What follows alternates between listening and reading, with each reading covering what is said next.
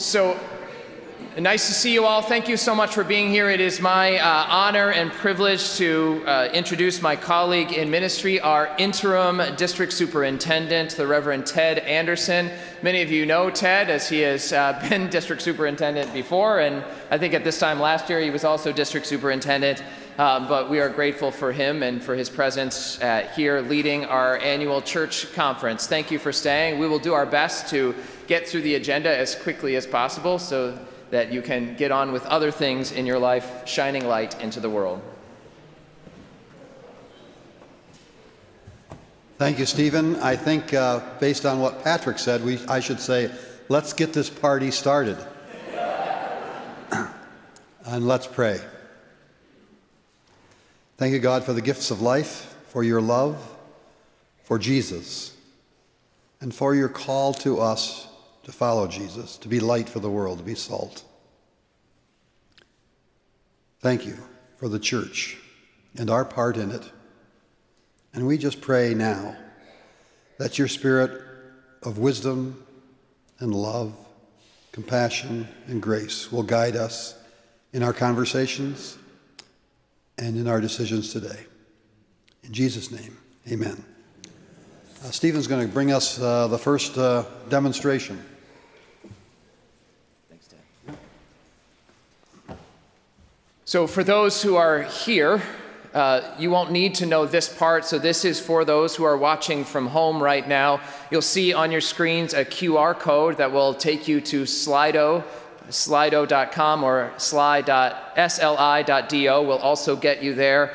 And there's a place to enter the hashtag, which is Asbury 2023. And at that point, it is simply a matter of following the prompts. So when we have the polls that go open or later, when you have questions to ask, we will have those in the, there's a Q&A portion of that, so you're welcome to do that. Certainly, if you're sitting here, just raise your hand and we will bring the microphone to you. It's important that you use the microphone if you're going to be asking a question. Otherwise, the people at home cannot hear it. Though the people around you could hear, the people at home will not be able to hear. And I'll remind you of the challenge we have right now is that we can only officially count the votes of the members who are here in this space, but we care about your vote even if you are with us virtually, and so we will report on what we receive virtually. We just can only officially count. That has to do with some stuff in the state of New York and the way these nonprofit laws work, and they are adjusting, and so I think by next time we'll be able to make this truly hybrid, but for now, this is the way we have to do it. So Slido.com, there's places you can ask questions. Certainly if you have any questions about how it works, you can also email asburytech@asburyfirst.org, and we will do our best to respond immediately to help you get online. Thank you. Turn it back over to Ted. All right. We're going to look at our minutes. And because we've been doing kind of virtual or church conferences that are a little bit out of the normal way of doing things, we are going to do a bunch of, as you can see on your form here, a bunch of minutes from the past that we haven't had the chance to get to in the appropriate way. Stephen just outlined that there are some rules in the state of New York that guide us here, and so here's what we're going to do. We're going to approve the minutes, first of all, of the January 2020 church conference. Ready?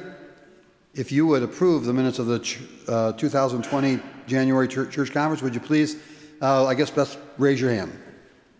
Great, thank you very much. Opposed? Most of the time I won't ask for that if there's a big number of hands going up. Thank you, we've approved those minutes. Now, we're going to approve and then ratify the decisions that were made in these other, so there's two motions, kind of like, two votes. So we're now to the approval of the 2020 December minutes. 2020 December minutes. Questions? If you'd approve the minutes of December 2020, would you please raise your hands? Great, thank you very much. Now, we have to ratify the decisions that were made at the 2020 church conference. So if you would ratify the decisions of the December 2020 church conference, would you please raise your hand? Thank you very much. Opposed can raise your hand. Thank you. Now, if you would approve the minutes of January 2021. Any questions? All righty. If you would approve those minutes, would you raise your hands? Thank you very much. Opposed? And if you would now, we're going to ratify the decisions we made there. So if there are any questions, we'll take those first. All right. So if you'd ratify the decisions we made at the January 2021 church conference, would you please raise your hands? And opposed can raise their hands. And thank you very much. And then, one more time, approving the minutes of last January 2022. Any questions? If you would approve those minutes, would you raise your hand? Great. And opposed? And if you would, then we're going to ratify those decisions. Any questions? All right, if you'd ratify the decisions of January 22, thank you very much. And that takes care of that. Opposed can raise their hands. All right. Thank you. And now we've accomplished what we need to accomplish for the state of New York. And all of our minutes for the past however many times we've met are in order and approved, and wow, well done. Now, not in your minutes, I don't think, but not in your agenda, I'm sorry, but here are a couple things we need to do because of the Upper New York Conference. Would like us all to receive at least the reports that the churches ask to send in every year. And do you have you may not call it this, but in our conference, we're asking for every church to have a disciple-making plan. You call it the Discipleship Project. Discipleship Project. You have it. Great. Well done. So the report here says that you have it and that you're working on it, and you're way ahead of almost every other church in the conference, I think, in doing this. So thank you very much. And if you would receive this report, would you please say amen? Amen. Opposed can say no way. Thank you. And then you'd be getting in God's way, I think. But no. Did I say that? I think God wants us to be disciples and have a plan for that. Okay, another plan, another project, another report that needs to be filed every year is this outreach and volunteer and mission report. There haven't been many volunteer and missions because of the COVID situation. So your report basically celebrates the outreach ministries that you do, and of course the new outreach center that you've recently built and are beginning to people and populate. So if you would receive the report of for your outreach and volunteers and mission for the Upper New York Conference, would you please say, with God's help? With God's help. And opposed can say no. Okay. So now I go back. All right, on my list of the agenda, we have approval of candidate for ministry. And that would be Mike Mullen. Is somebody coming to say something about that? Okay. So you all know Mike, and Mike has been approved by your staff parish committee to begin the process with the district committee on ministry to seek ministry in the Upper New York Conference. So are there any questions? Mike, I saw you here somewhere. Are you still here? Oh, there, thanks. There's Mike in the back in case you need to know. He's here. All right. Any questions about this? If you would approve this recommendation for Mike Mullen in ministry, would you please say, thanks be to God? Thanks be to God. And anybody opposed to that can say, please. Thank you. All right. I think we need to call on... Could I just quickly report that online they've been... Oh, yes. Oh, yes. Well, it's your turn anyway. Come on. Oh, yeah. So, friends, it is a gift. I want to report, as I said, we would report on those who are voting online. Everything so far has been approved at the same rate of approval as has been happening here. So I just don't want to leave those people who are watching online feeling like we're not paying attention to them. We see that you have also approved those, and we're grateful to you for that. Could I have those members of the nominations committee stand, please, for a moment? So, and I think we've got everyone here. Who are we missing? Yeah, I want to just say a quick word of thank you to them for their hard work over the course of especially the last few months in pulling together the report that is put before you. The charge of the nominations committee is to be able to place people in those important roles. You may be seated, thank you. To put people in those important roles. Beth Rice is also there. I didn't see her standing, to put people in those roles within the life of the church, the committees in particular. So the governing board and the 6 committees that are of the church, and then also we worked on the giving team, which is an important part of the church and which needed some of our help. The rest of the teams that are reported within your nominations report are really kind of FYI, and they come and go throughout the year. So there's a lot of free flowing that happens in that, and I recognize that the moment we put it on paper, it is wrong. So we will do our best to make sure that it is as accurate as possible, and we've done our best to ensure that it's as accurate as possible. But I want to say thank you to everyone who has been serving on a committee. We are having 2 members of our governing board who were kind of in the inaugural run of our governing board step off this year. Our hope is to really set the precedent, and we've maintained it so far, of 3-year terms. And we have done that. And so I want to say thank you to Chuck Hanrahan for his work on the governing board, and to Joe Stankaitis, who's watching from Pittsburgh, for his hard work on that committee. What a gift it has been. You will also see in the governing board report that Val Benjamin, who has been our chair for the last 2 years, as of April 1st, will be stepping down so that Beth Wilkins can step into that role as our new chair. And I want to say a special thank you to Val for her hard work in championing the inaugural run of our governing board as we got that in place. The report will be voted on in 2 ways. One is for the governing board of trustees. We will need to vote on paper. So hopefully you, if you are a member, have received a ballot. And I would ask that you have that. For those who are at home, we will have the ballot up of the governing trustees.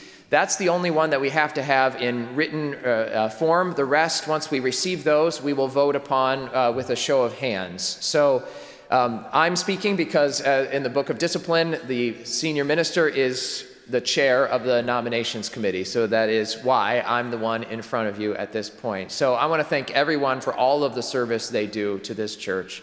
If you're seeing this report and thinking to yourself, I'd like to help with that, or I'd like to do that, I would love to know so that we can help. So the ballot is before us.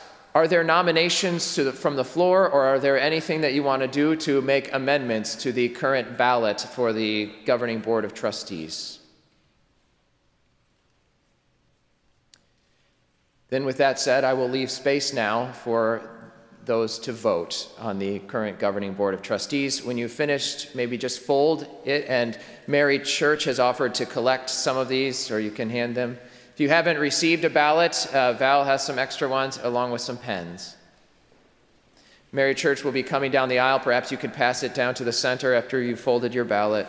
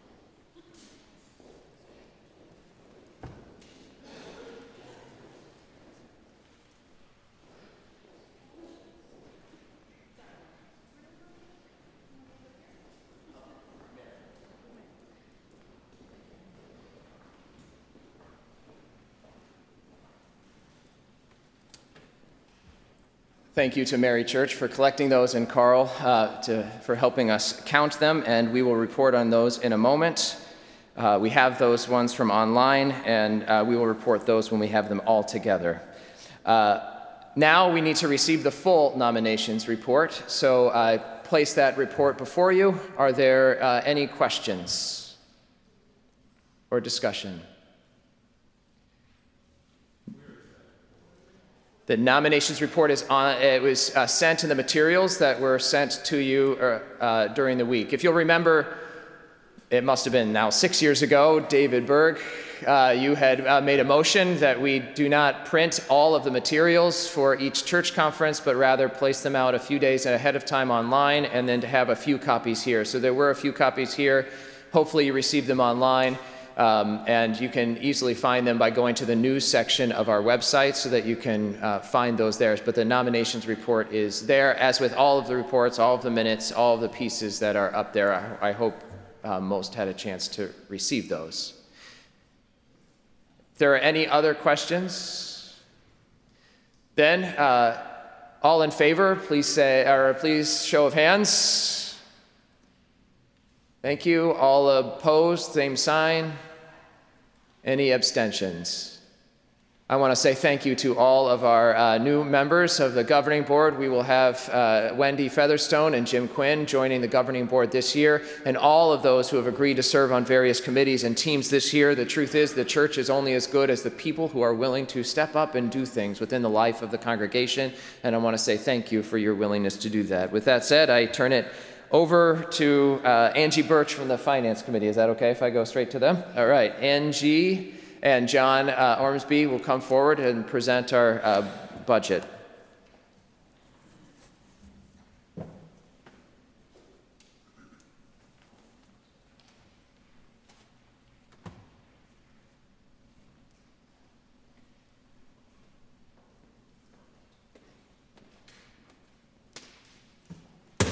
Oops.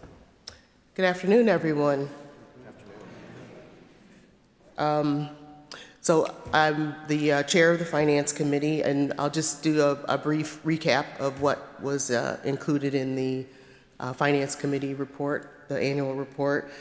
Just basically saying that in the interest of transparency, we did produce 2 reports of the church finances, one in May and one in October. Seemed to be well received. We did get questions, which we were able to answer. So if at any time during the year, if you feel you do have any questions, feel free to email, I think it's the governance board at asburyfirst.org, questions, and then the Val or then Beth will forward those to the Finance Committee. And then also another thing to highlight during the year, we did contract with a new auditing firm just because the prior firm did not perform to our specifications. So now I will turn it over to John, the head of our finance team, to present the 2022 results and also the 2023 proposed budget. Okay.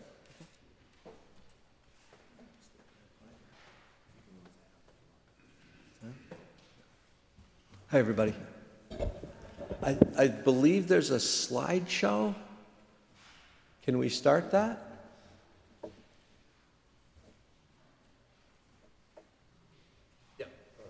There it is. It's coming. Here we go. Here we go. Let's go to the next and the next. Okay. I don't know if that's visible to most folks, hopefully. Essentially, the start for the 2022 sort of recap of our finances, we've had a long, I think, kind of a remarkable steady increase of giving at about 3.5% per year. Last year, in 2022, we saw another increase. It wasn't quite at trend. It was about 1.7, 1.8%.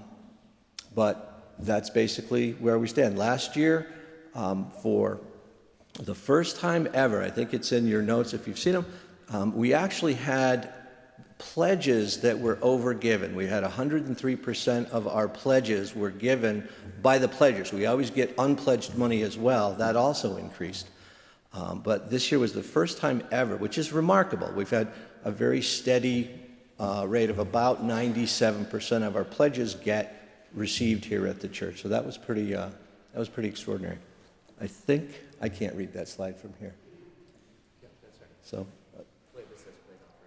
yeah. Okay, plate offerings were definitely a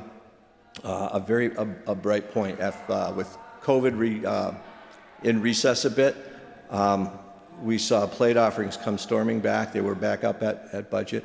We were ahead of budget in our plate offerings, as well as that special Joy of Christmas Giving appeal that we do every year. So the funds coming in from our gathering here in the worship were above expectations, and were very robust. It was great to see that coming back with COVID sort of in abeyance a bit. Let's see here. What else? Is that okay? All right, next slide, I guess.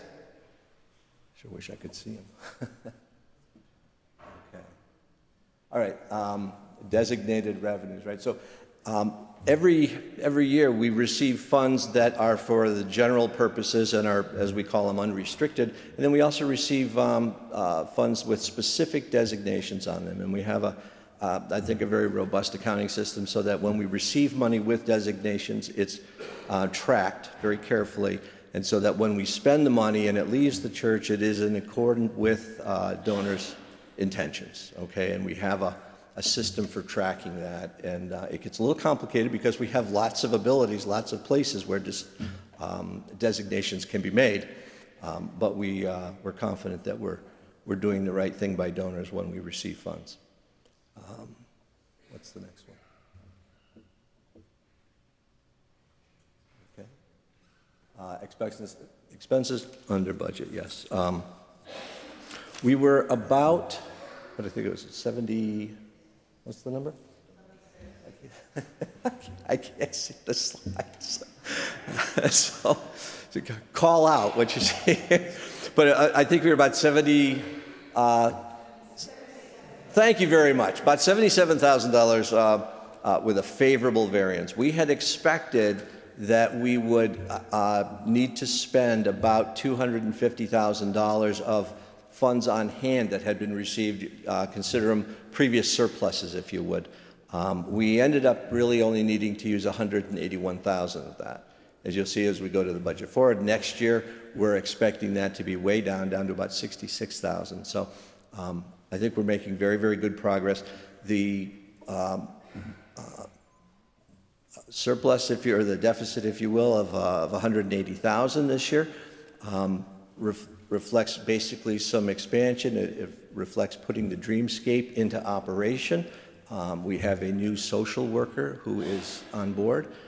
We are looking to rehire a dishwasher to support the Dining and Caring Center over in the Outreach Center. So there's some expanded expenses that we're looking at going forward. This past year we had some savings primarily from personnel expenses that were budgeted but that we ended up not needing to spend. All right, next slide. Is there a next slide? Okay. It hasn't changed. Next slide. Oh, I can't read those either. All right, this is the income sources that you can see. Obviously, the main source of our income is our donations from pledges, and also we get a large number of donations from people who give very, very regularly but prefer not to pledge. Then you can see the endowment is, I think, our next biggest slice of the pie. I should have brought him up. So, oh, wait a minute, here comes somebody.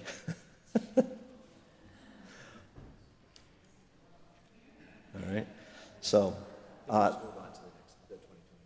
yeah, why don't we do that? Or we can ask questions. If there's any questions about 2022 that I haven't covered. Oh, look at that. With the arrow. Thank you, Sarah. All right. So, yeah, in a nutshell, 2022 was our congregational giving was just about spot on, and our expenses were under projection. So we came in with a not a surplus, but we came in with a favorable variance to what we were expecting. Okay? So on to 2023. Next one. Okay. The big issue with 2023 is that we are forecasting two significant increases. We're forecasting an increase in congregational giving, and that is based on the response to the pledge appeal that we had this year. I've done a lot of, sort of numbers crunching for in the past, and again, our actual receipts have tracked, I think, pretty closely to pledge increases, okay? And what we've had is we've had a real breakout this year in response to the appeals, in response to the people who stood here and spoke much more eloquently than I can about what we're doing and why we're doing it. And the increase in pledges year over year among people who pledged both years was about 16%. All right, and this is battling against inflation and a stock market that hasn't been going great. So that was unusual, that was different, and we are working that into our forecast for next year. The other thing is we're undertaking a really concerted effort at applying to local foundations and so forth for operating support for our outreach center, and we're finding success.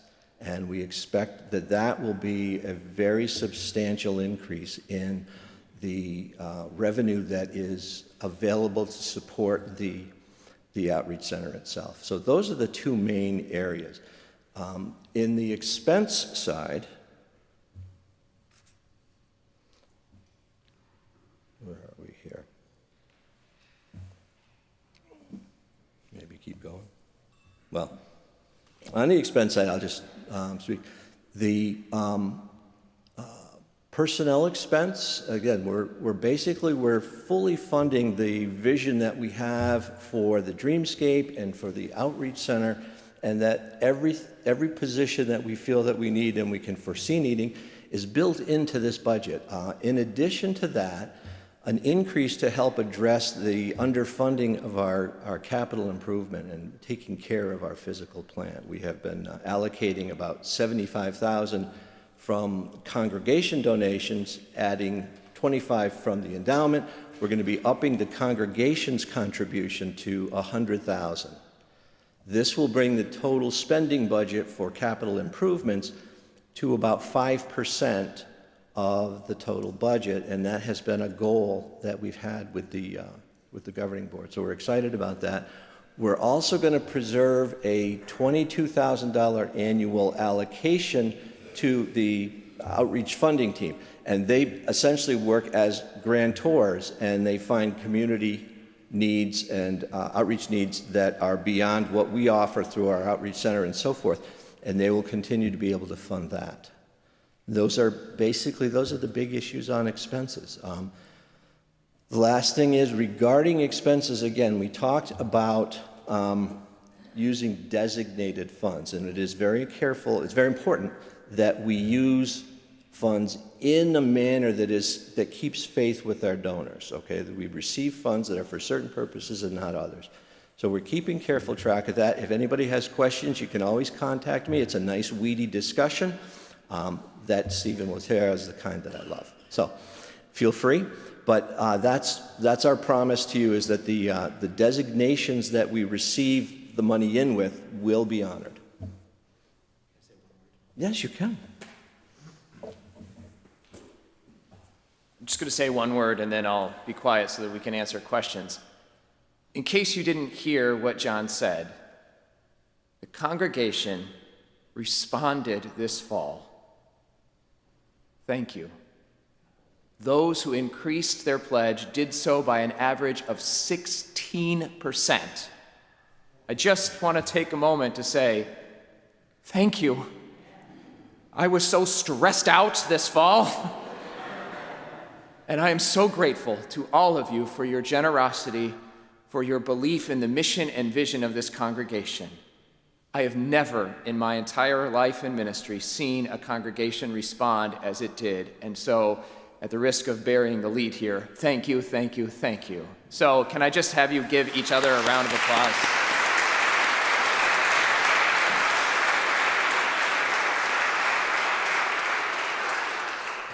Now let's ask extra questions. Any questions?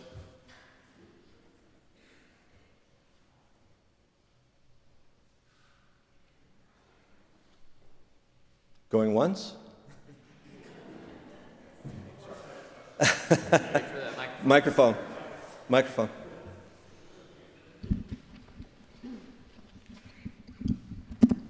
Thank you. I'm Dave Kennedy, former member of the Finance Committee.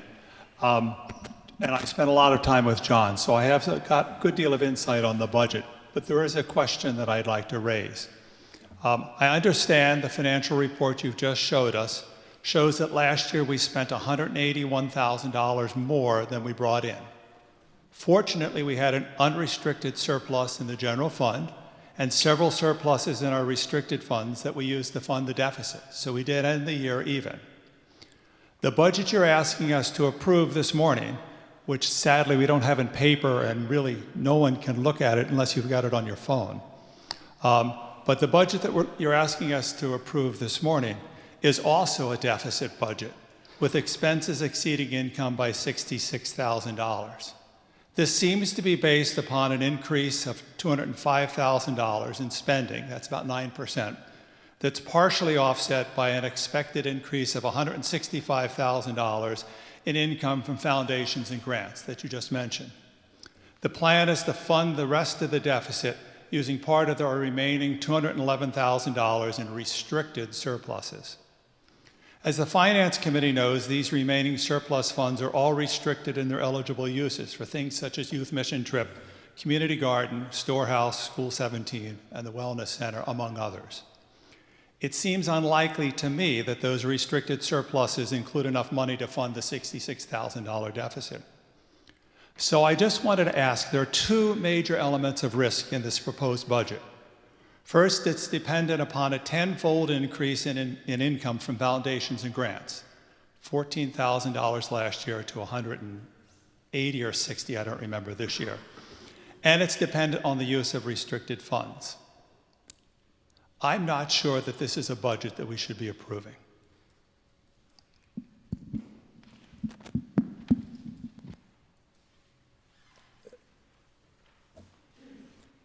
I don't hear a specific question there, but I'll try to respond. The budget this year involves some risk.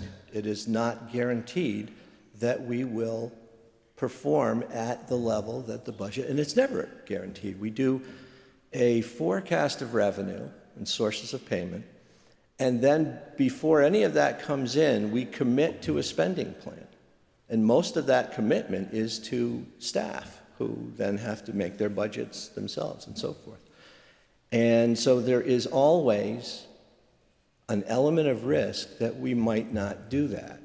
Okay, and I've worked with a lot of budgets over the years and I've seen it happen. But there are ways to address that, and the ways that I think we've addressed that is a couple of things. First of all, a year ago or so when I first started here, I wouldn't have dreamed of even considering a budget like this. But then I've seen the response to things like the UMCOR response for Ukraine, for when they lifted the eviction moratorium. We received over $100,000 of unplanned funds to cover that. I've seen the power of appeals, where people respond to appeals. I can't build an appeal into future budgets, but I can, I think, build them into a plan B, which is to say, instead of fearing the possibility that this doesn't happen, let's make it come true in our minds and then figure out what we would do in a situation like that. And we have some contingencies. There's a contingency that was mentioned in the report. It's in your report. We have applied for something called the Employee Retention Tax Credit. Some of you may be familiar with it, many of you not. But it's a vestige of the COVID relief programs that Congress put in place. And we've consulted with a very experienced consultant on this after interviewing several, And we have a very strong reason to believe we're going to get about $200,000 probably sometime this year. That's not in your budget, okay? But it is a contingency, it's a plan B. If the year goes through and we are unable to deliver exactly the performance that we're putting forward in this budget, we have options, we have levers to pull, we have ways to handle something like that while we look at whether we need to restructure. And that's in there. It's noted in your materials, especially in the annual report, more so than the slides. But that's one of the things that we have. And there are other things. What I can't do is put on a balance sheet that reserve of generosity and passion and love that comes with recognizing immediate needs. But what I can show on the income statements is all of the times when people have responded in unexpected ways. And that's why I think we can vote for the budget. But I understand if you don't. To address the two concerns that were raised, let me begin with the last one, which is the foundations. We do show an increase in foundation expectation. Last year we received 14,000. We're not at the end of January yet, and we've already received 50,000. In other words, we're already seeing an increase in the way that foundations are responding because we have opened up the community outreach center. So I think it is more than we have anticipated in the past, but we have conversations that are currently happening that lead us to believe that that's a very reasonable number. Not a sure thing, but a very reasonable number, and we will work our hardest to make sure that that comes through. The other side is the part that I want to be really clear upon. And Dave, I know you, God bless you, thank you for caring about this. I know how much you care about the congregation, and I know you spent 3 hours with John on Monday going through this together. So I want to be really clear to the congregation, because you know as well as I do that we take every effort to make sure that every gift received in this congregation is used exactly how it is intended. And I want to be really clear in respect for John, who has done a great job stepping in after Dick has left. He has done a fantastic job in making sure that, and I know because you know it too, that it goes a long way to have that affirmation. I see you shaking your head. You recognize that this is something that is connected. So we are very clear about where 66,000 will come from within the budget, and I know that he even sent you the numbers in the ledger as to where these are. I want to make sure that there is no implication in this church conference otherwise. The only way we use the gifts that people give us are for the ways intended. That's what the 66,000 is. That's what everything is. And you'll even see in the plan that we've provided for you 4 years to try and figure out how to get rid of the reliance on any sort of previous surpluses from other years. So what the 66,000 represents is people who have given for some purpose and it hasn't yet been spent. That's it. We will make sure it only gets spent for the purposes that it was intended. Thank you.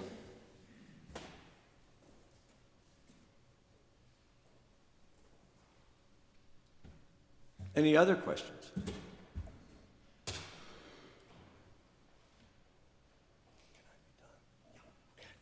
Thank you.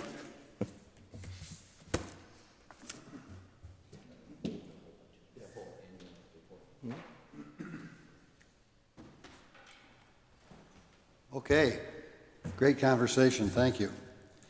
So the questions have been answered, so we're ready to vote. The vote is to approve the budget. Okay, so if you would approve the budget, here, I guess at home you're going to have to do something online, but here, why don't you say, with God's help. So with God's help, if you'd approve the budget. Thank you, and you can say no if you don't approve the budget. Thank you. Okay, we've approved the budget. There was one question that came in late about how much we were able to increase salaries. Come on. You know, it's a good thing that I wasn't up here when that device came up here to go on to the next slide, because I wouldn't have known how to move the picture off the picture. Patrick Fulford asked a question from Florida. Hi, Patrick and Barbara. How much were we able to increase salaries? And the answer is 2%. It certainly doesn't keep up with the cost of living increases in this year and inflation, but we're grateful that we were able to increase at least something. Thank you.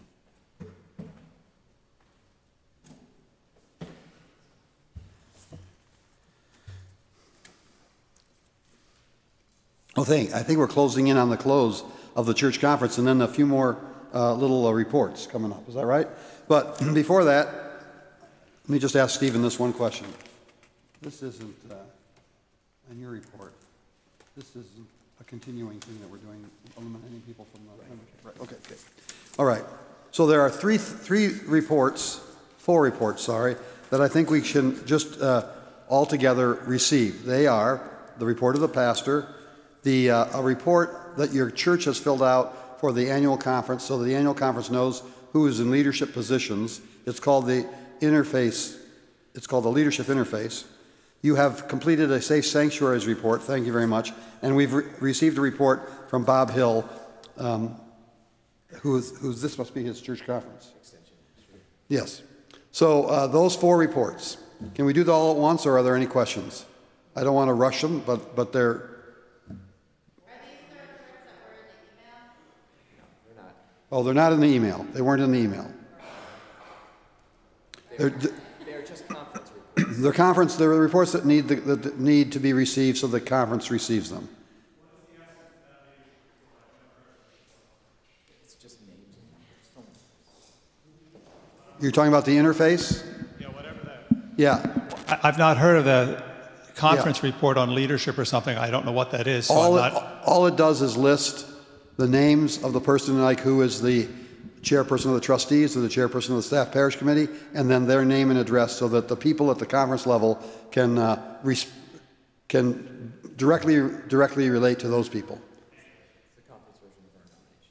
Yeah, it's the conference. It's kind of the conference version of your nominations report, but not quite. Any other questions? Okay, the report of the pastor, Safe Sanctuaries, Bob Hill's report, which is just here I am, I'm doing this, kind of report in an extension ministry, and the interface. Can we receive those all at once? I don't see anybody who says no. So if you would receive all these reports, would you please say, thanks be to God? Thanks be to God. Opposed can say no. Thank you.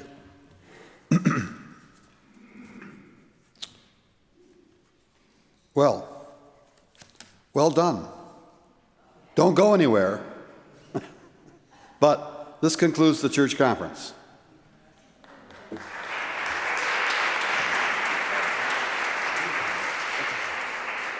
I want to say thank you again to Ted Anderson for his leadership and for his friendship as well.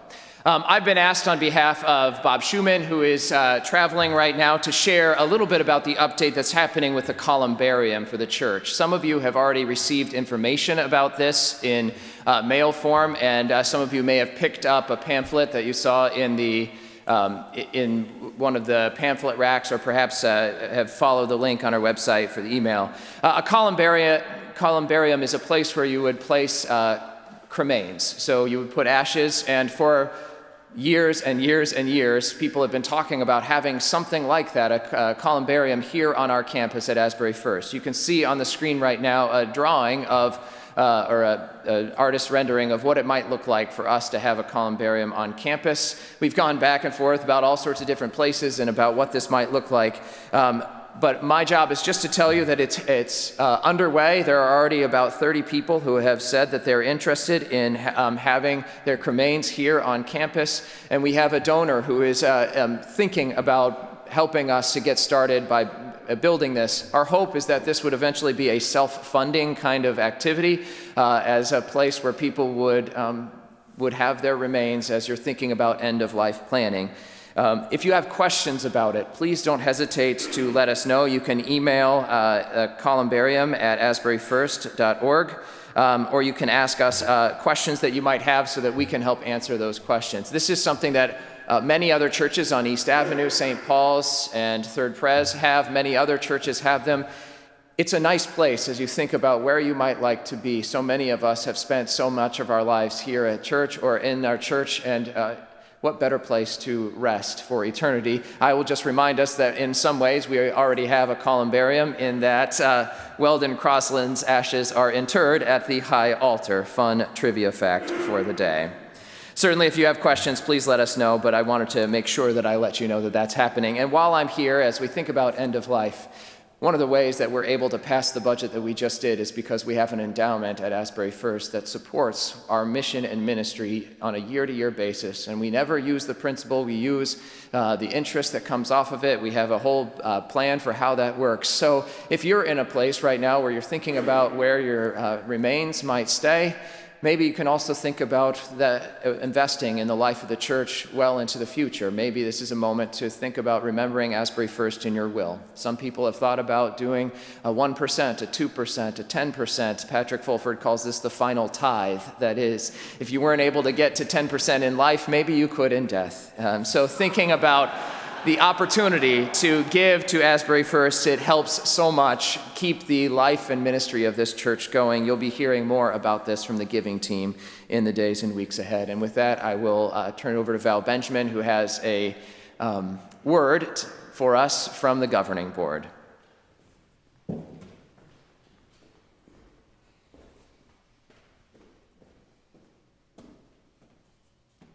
Hey, wanted to hustle up here because I'm the last thing between everybody and Q&A, and then I think football for some of us. As Stephen mentioned, I'm Valerie Benjamin. I'm the outgoing chair of the governing board, and a full report or synopsis of what we've been up to in 2022 is obviously available in the church annual report. One of the things I wanted to make sure we addressed was a statement that will be coming to all members' homes in the next week. In late fall, the governing board was pleased to receive a formal request from several of our congregational members asking us to prayerfully consider adopting the practice of inclusive or same-sex wedding ceremonies here in our sanctuary, in our chapel. Got you. We did spend a couple of months doing some research, some prayer, reflection, and discernment as a group, and we are pleased to let you know that the governing board has unanimously approved a statement to allow the performing of inclusive same-sex weddings at pastor's discretion here in our sanctuary. So,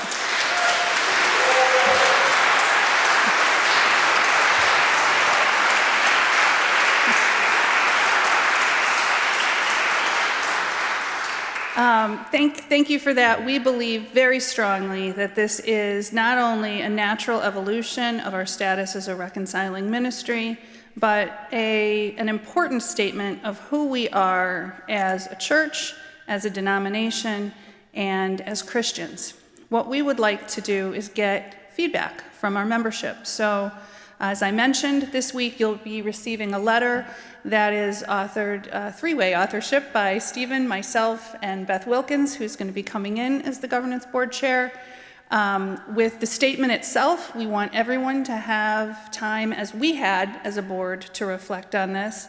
And then there will be a brief survey asking for your inclinations and perspectives.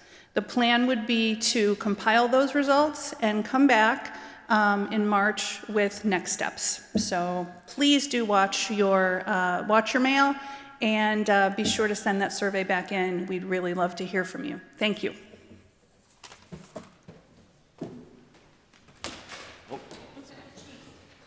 Treacherous up here. We want to make sure that we have an opportunity to answer any questions that you might have before we close. So are there questions from the floor? I do have one from the floor, but on here from Bob Castle, which is, I'd like to be updated on what's going on in various committees. Why aren't the committee activities or meeting minutes posted on a regular basis? Thank you.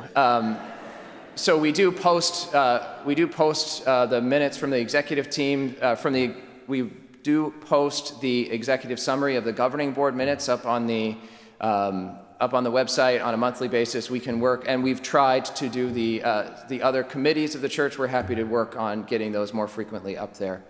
But please know you can always ask questions. We're happy to answer. Other questions that you might have? Paula, if we make sure we get the microphone to her.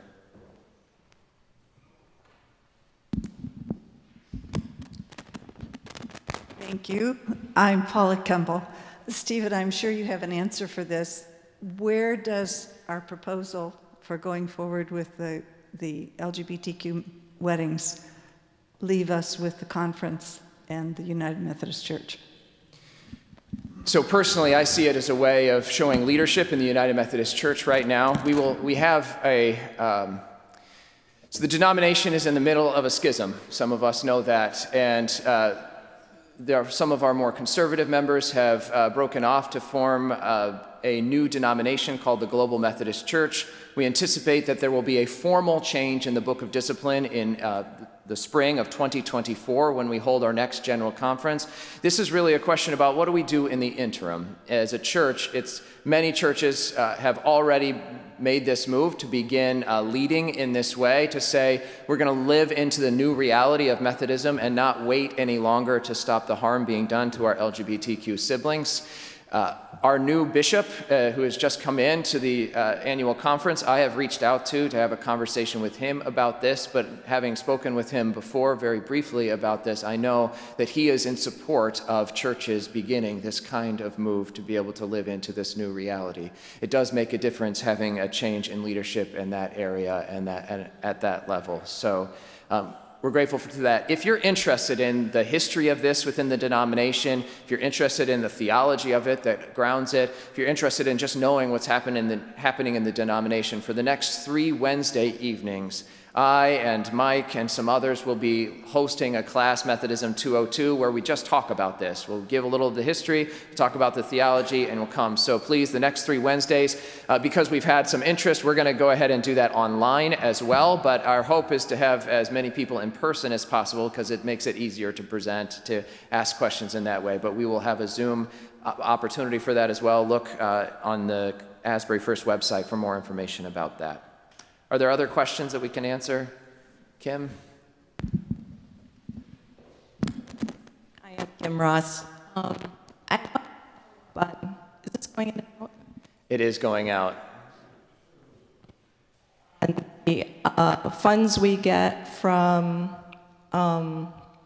what we were talking about earlier, the funds we get from foundations and whatnot. Yeah. And I want to give you an opportunity to talk a little bit more about that because I think it's valid to wonder how do we get those funds. And I'm sure we have either volunteers or employees there's an uptick in those funds because there's an uptick in the effort to get those funds. Write the grants, follow through, and then do the reporting on the grants. And maybe instead of thinking those monies come from some sort of magical place, if we understood how they got here, it would make everybody more comfortable. Sure. So we have, thank you. That's a really good question, Kim. For those who didn't hear the first part, she's asking about foundations and how do we receive monies from foundations. So part of the gift of having gone through the Better Together campaign was that we learned a lot. And thanks to everybody who was a part of that, we know that we made relationships with many foundations and a grant writer that has agreed to continue to help us. And Carolyn, comes and she works with us. She knows our outreach, especially ministries now. And so as we raise those, we have some volunteers who are going into the system, raising, here are possibilities of places to flag. We do a little bit of research on those. Our goal is to write 2 grants a month as a congregation to be able to get those out there and see what we get back. You don't get everything you put out there, but you do get some of them. And because of the excitement being generated around the Community Outreach Center, we've already heard from places that want to continue to support us. So we're really excited about that. We think it's completely within our realm of possibility to receive the $180,000 that is budgeted, and we have some idea about where all those would come from. And my prayer is that there will be some places that we have no anticipation of right now, but that will still come through in that year. So absolutely, there's a lot of hard work being done behind the scenes to make that happen. It doesn't just magically arrive. But the other gift of the capital campaign is we met with a lot of people who said, we would love to help you, but we don't do capital. we do operations. And so now we're able, as we're opening, to be able to solicit some of those foundations that we haven't been able to in the past. And because we have the center that is all encapsulated in one space, because we're able to, as you saw in our budget, to report it as its own sort of area, it's still very much a ministry of Asbury First, but they're able to see that it's really good value, because what most organizations would have to pay to do what we do so much of with volunteers. So it's a really good way of being able to support. I've also had meetings with Simeon Bannister, who's the new president and CEO of the Community Foundation, and he was very excited about the Community Outreach Center and offered to be able to help us make some connections with other places that he thinks we can draw support on, and that even those places that couldn't support us in the past because we're a church, places like ESL and some others, the Community Foundation has volunteered to help us create means so that they could provide funding to Community Foundation that then they could then pass to us in all legal ways, but just ways that they can help us do that. So it's an exciting opportunity, and we have a lot of friends out there who are wanting to help us. So that's part of the reason why we're pretty optimistic about where we'll be. Yeah, it's a good thing. Dave.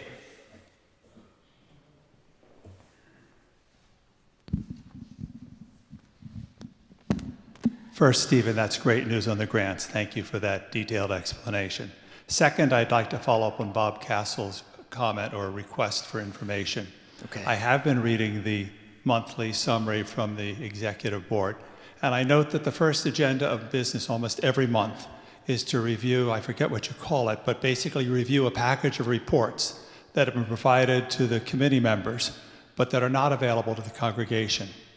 I'd like to know how members of the congregation could read those reports, because that's the essence of what you're reviewing and approving, but it's not included in the summary, and they're not available anywhere else.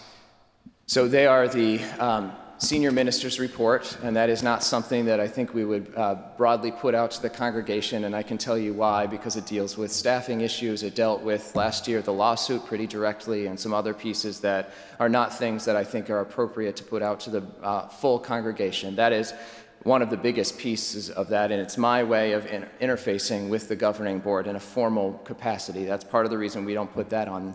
Every other is minutes that are readily available should you like to see them. Those are from the, that's from the Property Stewardship Committee, it's from the Finance Committee, it's from the PPRC, which also would likely be amended or redacted to take out certain aspects of some of those aspects, but you're very welcome to see those pieces. Bob.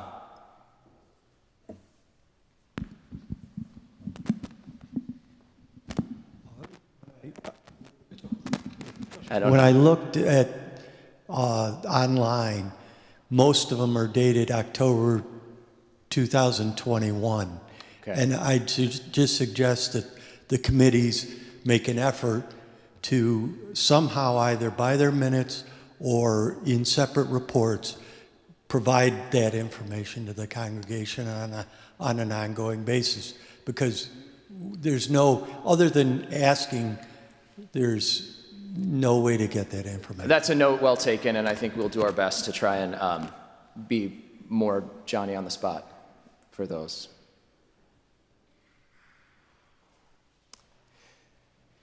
Seeing no others, and with God's grace, perhaps we can stand and close by singing the doxology together. Someone better than I at this pick a note to start on. Praise God, from whom all blessings flow. Praise God, all creatures here below. Praise God above, ye heavenly hosts.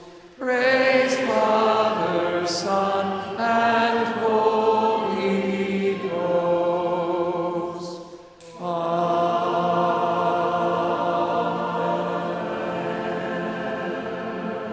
I hear some people who should join the choir.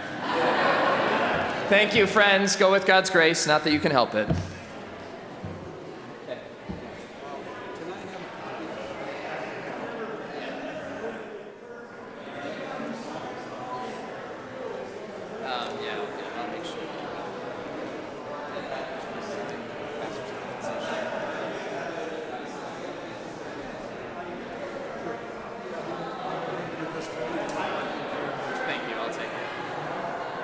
Thank you for your help. Okay, yeah, these are the 4 master compensation forms. I didn't know if you already have the copies of these. Thank you. Did you send updated ones the Yes. other day to Betsy? Yes. Okay.